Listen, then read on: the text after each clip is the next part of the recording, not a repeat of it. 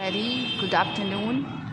This lecture, it is the second part of the lecture what was DNA, and it lecture is covered by Pooja Gupta from Brahaspati Mahila College Zoology Department, and this lecture is for BSc first semester, and it is lecture for her for all the students. It is very important, and it is one of the topic of third unit. So without delay the time, let's get started. What was DNA? Second part. So okay, in first lecture we discussed about nitrogenous bases, sugars, and now we discuss about phosphate bond. ठीक है, so start करते हैं. हमने पढ़ लिया था nitrogenous bases के बारे में, उनकी नंबरिंग के बारे में, उनकी बॉन्डिंग के बारे में, क्यों बॉन्ड करते हैं और क्यों थायमिन और साइटोसिन से ही बॉन्ड करते हैं. ठीक है, अब हम बात करते हैं कि डीएनए और इसकी डिस्कवरी के बारे में बात कर ली थी. वॉटसन एंड क्रिक ने 1952 में इसकी डिस्कवरी करी थी बाय एक्स-रे क्रिस्टलोग्राफी के थ्रू. इसका डबल हेलिक्स देखा था. ठीक है, अब हम बात करते हैं इसके ओवरऑल स्ट्रक्चर के ऊपर. ठीक है, तो डीएनए क्या होता है? इट इज़ द बेसिक और इम्पॉर्टेंट क्वेश्चन. डीएनए क्या होता है? डीएनए डबल हेलिक्स फॉर्म में होता है. इसमें जो नाइट्रोजनस बेसेस होते हैं कॉम्प्लीमेंट्री टू ईच अदर हैं. अगर वन साइड पे एक एडेनिन है तो अपोजिट साइड में डेफिनेटली थायमिन होगा. इफ़ इन केस अगर वहाँ पे ग्वानिन आ जाता है या साइटोसिन आ जाता है तो इट इज़ मिसमैच और ये फिर रिपेयर में चला जाता है. ठीक है, ओके. अब हम यहाँ पे बात कर रहे हैं बी डीएनए के बारे में. ठीक है, B DNA is the common type of DNA. ठीक है, इसमें हर एक हेलिक्स में 10 बेस पेयर्स होते हैं. ठीक है, 10 बेस पेयर्स होते हैं. ठीक है, यानी कि एडेनिन के सामने थायमिन, थायमिन के सामने एडेनिन, ग्वानिन के सामने साइटोसिन, साइटोसिन के सामने ग्वानिन. अच्छा, कभी कभार मिसमैच होता भी है. साइटोसिन और थायमिन का जब आप स्ट्रक्चर देखेंगे मोस्ट प्रोमिनेंट सेम है. अगर हम इसको साइटोसिन को डी एमिनेट कर दें, यानी उसकी 4th पोजीशन से अमाइनो ग्रुप हटा के इसके 5th पोजीशन पे मिथाइल ग्रुप ऐड कर दें तो वो सिमिलर थायमिन का स्ट्रक्चर हो जाएगा. ठीक है, अगर हमको किसी से कोई क्वेश्चन आपसे पूछ ले कि how you convert cytosine to thymine, तो it is simple. Deaminated cytosine on their 4th position and add methyl group on their 5th position. Now cytosine is converted into the thymine. और in case कभी कभार mutation हो जाता है तो वहाँ पे उसको मिसमैच रिपेयर्स के थ्रू उसको रिपेयर किया जाता है. ठीक है, ये तो बहुत ओवरऑल बात हो गई, हम इतने कोर पे नहीं जाते हैं. ठीक है, फिर दूसरी हमारी टॉपिक हो गया, ये हो गया बॉन्डिंग का. अब जो बॉन्ड, अब हम यहाँ बात कर रहे हैं बॉन्डिंग के बीच में. ठीक है, हमने ये पता कर लिया कि जो नाइट्रोजन बेस होते हैं वो आपस में बॉन्ड करते हैं हाइड्रोजन बॉन्डिंग के थ्रू. पर जो नाइट्रोजनस बेस होते हैं और शुगर के बीच में जो बॉन्ड होता है वो होता है ग्लाइकोसिडिक बॉन्ड. इसमें क्या होता है, अगर हम बात करते हैं प्यूरिन के केस में, तो प्यूरिन में शुगर और नाइट्रोजनस बेस के बीच में बॉन्डिंग होती है 9 prime of pyrimidine and 9 prime of purine and 1st prime of sugar. इस केस में क्या होता है, 1st prime of sugar release OH ion and 9 prime of purine release H ion, यानी वाटर मॉलिक्यूल एक रिलीज होगा और 9 prime of purine and 1 prime of sugar form a glycosidic bond.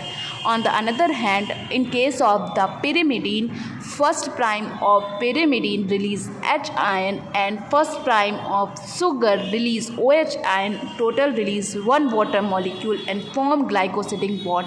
Numbering must be important. In case of pyrimidine, OH ion release of 1st prime and H ion from 1 prime, यानी दोनों ही जगह 1,1. In case of purine, 9 prime of purine release H ion and 1 prime of sugar release OH ion. It is common glycosidic bond form. Okay, next let's talk. It is the bond between sugar and nitrogenous base. We move on the second most important bond, the bond between the phosphate group and sugar. Okay, so the 5 prime of sugar and the first phosphate arm release H ion, यानी it also release water molecule, and here the bond form, the name of bond is phosphomonoester bond. Here it is mono because here attach first phosphate from the fifth carbon of sugar. Now if the bond between the first phosphate and second phosphate, so first phosphate release OH ion or second phosphate release H ion, it is vice versa change, release the water molecule and bond form between phospho and hydrate bond, because this bond form in between two phosphate. Okay, if the bond form between the fifth carbon of sugar and the phosphate, it is known as phosphomonoester bond. If the bond form between two phosphate group, so the name of the bond is phosphoanhydrate bond. If the bond form between sugar and nitrogenous base, so it is known as the glycosidic bond, or in case of glycosidic, in case of pyrimidine, it bond form between one carbon of thymine and one carbon of pyrimidine and one carbon of sugar.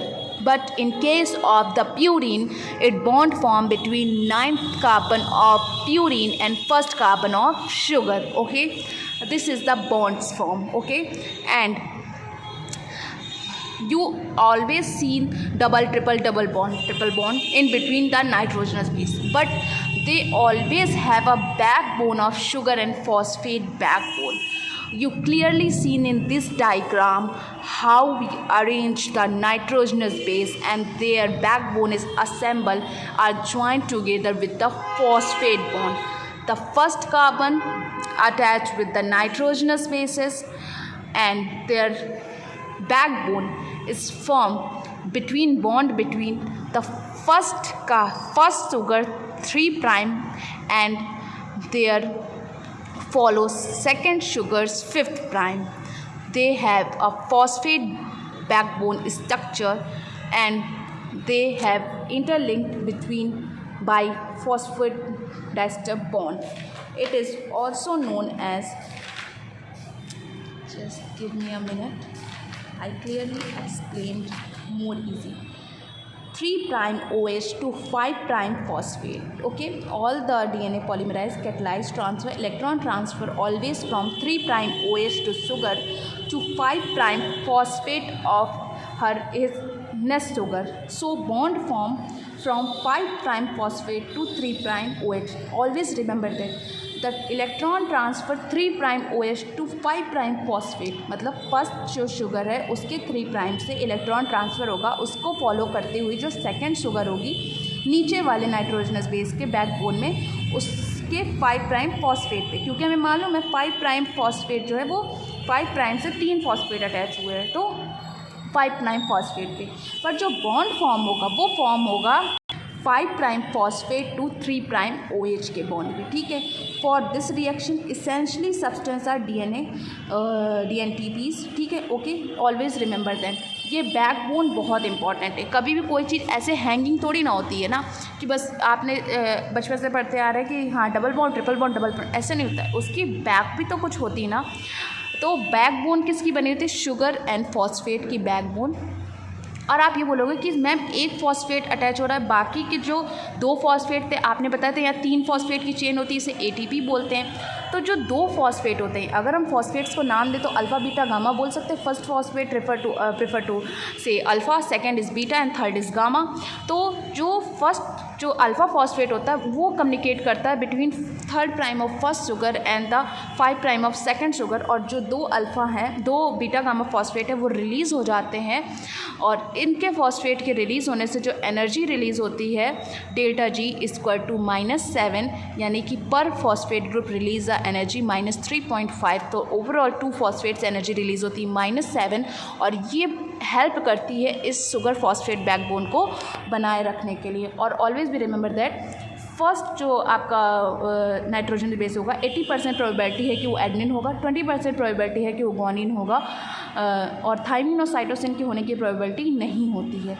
और first आपका जो nitrogenous base होता है, उसका आप देखेंगे कि 5 prime जो है उसका वो किसी के साथ भी इंटरलिंक नहीं कर रहा, क्योंकि उसके ऊपर कोई भी शुगर नहीं जिसके 3 प्राइम से वो फॉस्फेट बैकबोन बना सके। इसीलिए पहले न्यूक्लियोटाइड का पहला जो होगा वो न्यूक्लियोटाइड होगा, यानी उसमें अल्फ़ा बीटा गामा तीनों ही फॉस्फेट होंगे, पर जो दूसरा फॉस्फेट होगा वो कम्युनिकेट करेगा फर्स्ट शुगर के 3rd कार्बन से और अपने 5th से, तो उसको 2 फॉस्फेट रिलीज़ करने पड़ेंगे। Okay, always remember that. I hope आपको ये लेक्चर समझ में आया होगा।